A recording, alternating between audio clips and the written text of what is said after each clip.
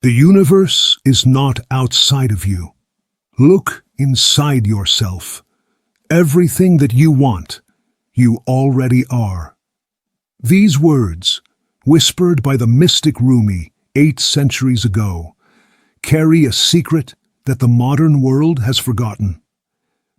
If you clicked on this video, it wasn't an accident, because this isn't the kind of message that shows up unless your soul is ready to remember something ancient, something that has been hidden from you, not by conspiracy, but by the very nature of how we've learned to see. What I'm about to share with you is one of the most fundamental laws governing all existence.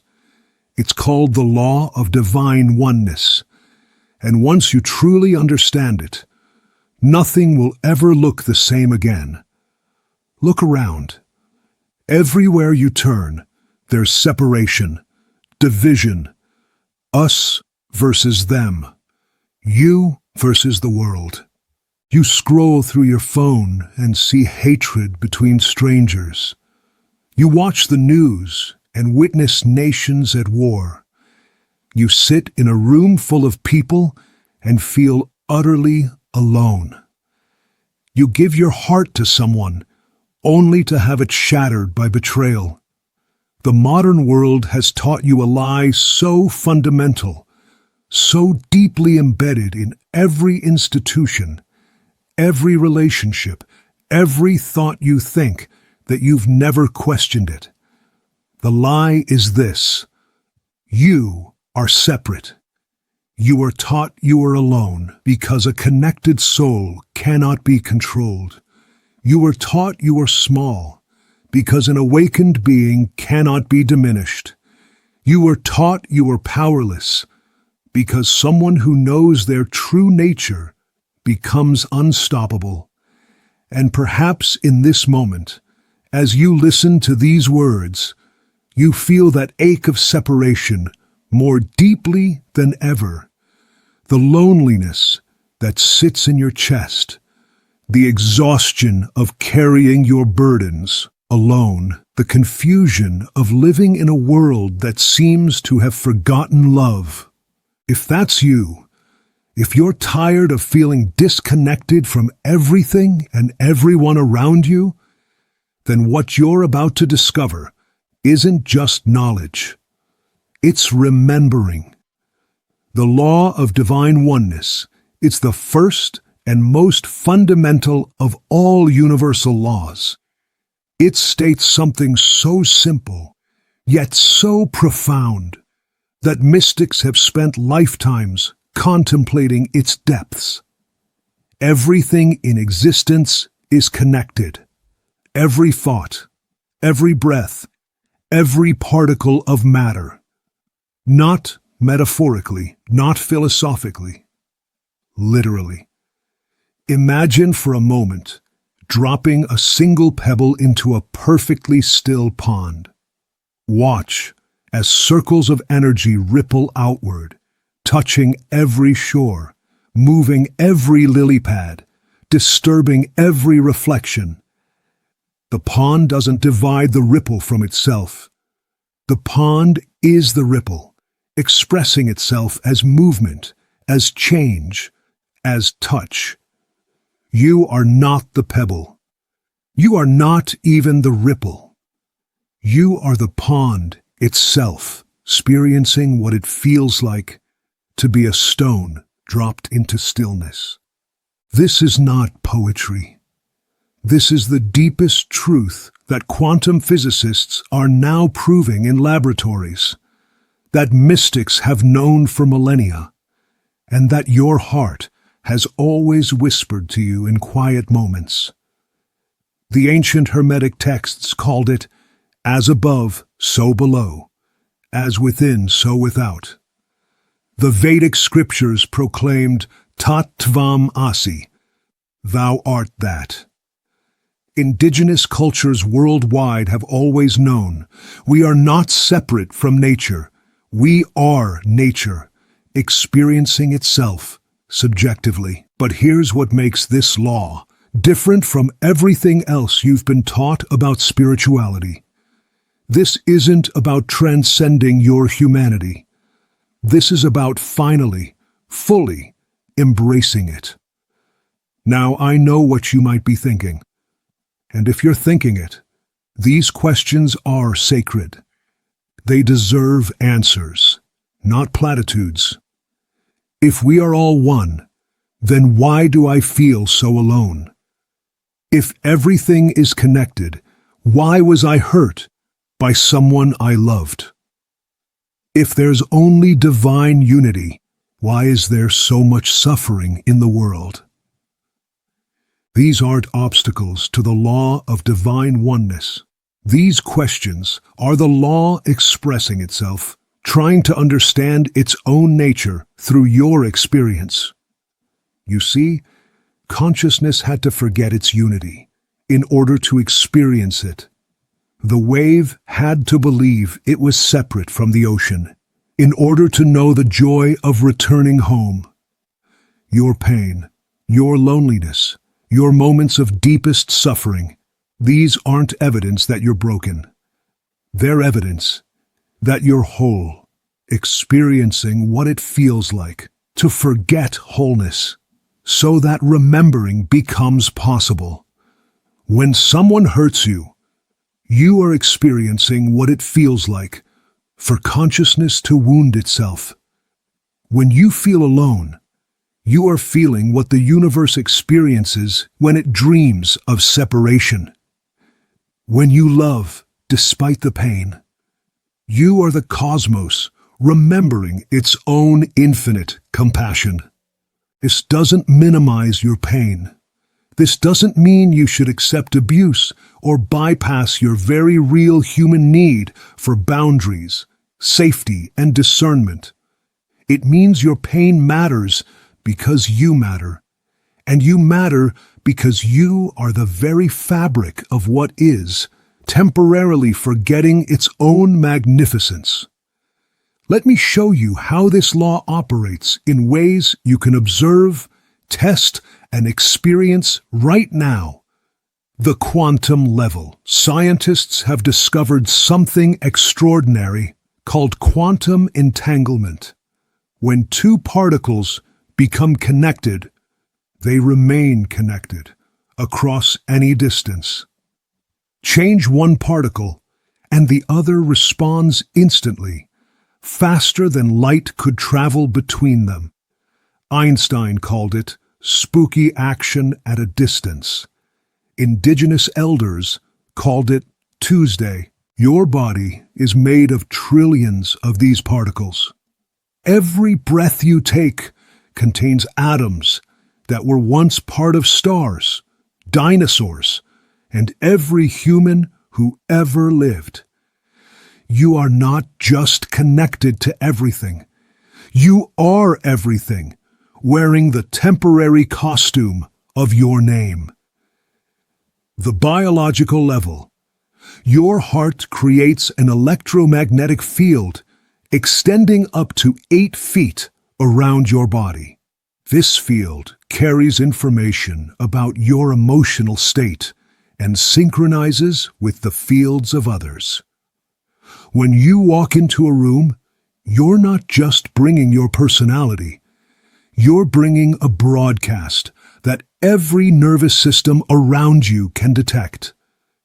This is why you can feel when someone is staring at you, why you know something's wrong the moment you see your loved one's face, why being around certain people energizes you while others drain you completely. The consciousness level. Every thought you think creates a ripple in the field of consciousness. When you hold anger, you add to the collective weight of anger. When you choose love, you lighten the burden for everyone. This isn't metaphor. Studies on meditation have shown that when even a small percentage of a population practices coherent, peaceful states, violence and chaos decrease in the surrounding area. The trees in a forest, communicate through underground fungal networks called mycorrhizae, sharing nutrients, warnings, and resources across miles. You think you don't have such networks? Every time you feel an inexplicable sadness on a sunny day, every time you get a call from someone you were just thinking about, every time you walk into a place and feel the history in its walls, you are experiencing the mycelium of consciousness itself. Now, we must speak of the shadow, because spiritual truth without psychological honesty becomes spiritual bypassing, and that serves no one. If we are all one, then why do people betray? Why do narcissists manipulate? Why do some souls seem to choose cruelty over love again and again? Here's what the ancient teachings understood that modern spirituality often misses. The ego is not your enemy.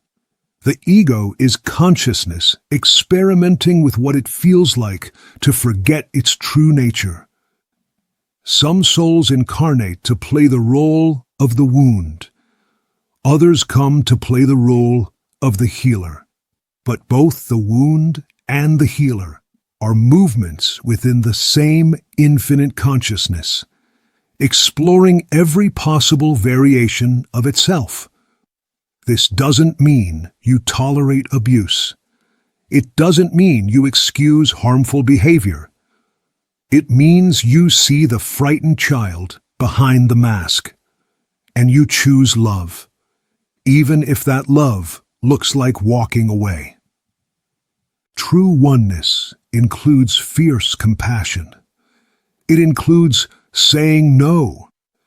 It includes protecting the vulnerable and standing against injustice.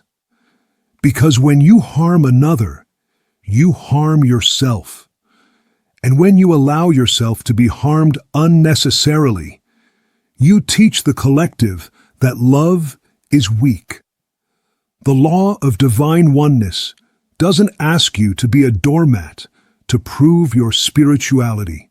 It asks you to be so deeply rooted in your connection to the source that you can love unconditionally while maintaining impeccable boundaries. Remember, you can see the divine in someone and still refuse to let them into your house. So how do you live this truth? How do you embody the law of divine oneness in a world that has forgotten? The practice of sacred breathing. 3 times a day, step outside and take 7 conscious breaths. As you inhale, whisper, "I breathe in the life of the trees." As you exhale, "I breathe out my gift to the world." Feel the exchange. You are not taking air. You are participating in the planet's breathing. The mirror meditation. Once a week, sit before a mirror and gaze into your own eyes for 5 minutes. Don't look for flaws. Look for the soul behind the eyes. At the end, whisper, "I am you, and you are me, and we are all together." This breaks the illusion of separation at its most fundamental level, the separation from yourself. The practice of energetic hygiene. Before you enter any room, any conversation, any situation, pause and ask, what energy am I bringing to this moment? Because you are not just participating in reality, you are co-creating it with every thought, every emotion, every intention. When you choose peace, you add peace to the collective field. When you choose fear, you add fear. You are not responsible for others' choices, but you are responsible for your energetic contribution to the whole. The ritual of water communion. Before you drink water, hold the glass and silently thank it. Not because the water needs your gratitude, but because gratitude opens your awareness to the miracle of connection. That water has been rain, ocean, tears, and the blood of every creature that ever lived. When you drink, you are joining an eternal conversation between earth and sky. The practice of loving your shadow. When someone triggers you, when you feel anger or judgment arise, use this mantra. This person is showing me a part of myself I haven't learned to love yet. Then ask, what is this teaching me about my own unhealed places? This isn't about taking responsibility for others' actions. This is about recognizing that every soul in your life is a mirror, reflecting back both your light and your shadow, so you can integrate both into wholeness. When you begin to live from this understanding, something shifts. Not just in you, but in the very fabric of reality around you. You stop taking things personally because you realize there is no personal. There is only the play of consciousness, exploring infinite variations of itself through the dance of relationship. You stop feeling powerless because you realize that every choice you make ripples through the quantum field, affecting outcomes you'll never see in ways you'll never know. You stop feeling alone because you finally understand alone is not possible. You are the universe, localized in this moment, wearing your name like a temporary costume, but always and forever connected to the infinite source from which all things arise. The more people who awaken to this truth, the more we shift reality itself. Because consciousness is not produced by the brain. Consciousness is the field in which brains appear. Change the field, and you change everything that arises within it. This is why they didn't want you to know. This is why ancient wisdom was hidden. Books were burned. Indigenous cultures were suppressed. Because a humanity that remembers its divine interconnection cannot be conquered, cannot be divided, cannot be convinced that scarcity and separation are true. When enough souls remember who they really are, we reach what scientists call a morphic resonance, a tipping point where the new understanding becomes easier for everyone to access, where love becomes more natural than fear, where cooperation becomes more instinctive than competition. You are not just discovering the law of divine oneness. You are helping to anchor it back into human consciousness. Every moment you choose connection over separation, you make it easier for the next soul to remember. Every time you see the sacred in the ordinary, you lift the veil for someone who couldn't see it before. Every time you love despite the fear, you prove that unity is stronger than division. You are not alone because alone does not exist. You are one because there is only one, and it is remembering itself through you right now in this very moment. The ancient law was never hidden from you. You were hidden from yourself, but no more. Welcome home. If this message stirred something deep within you, it means you're ready. It means your soul recognizes this truth and is calling you back to wholeness.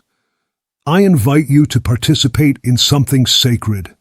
In the comments below, write these words: I remember who I am. and I am one with all. Not because I need to hear it, but because you need to speak it. Because when you declare this truth out loud, you activate it in your life.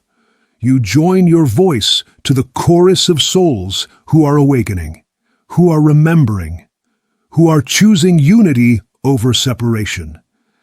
And if you feel called to go deeper into these ancient laws that govern our reality, there are 7 more waiting for you. Subscribe and ring the bell, because what we're uncovering together isn't just knowledge. It's the remembering of who we've always been. Until we speak again, carry this with you. Every breath you take is shared. Every heartbeat echoes through the cosmos. Every moment of love you choose sends ripples through dimensions you cannot see. You are the universe, experiencing itself as you. And you are magnificent,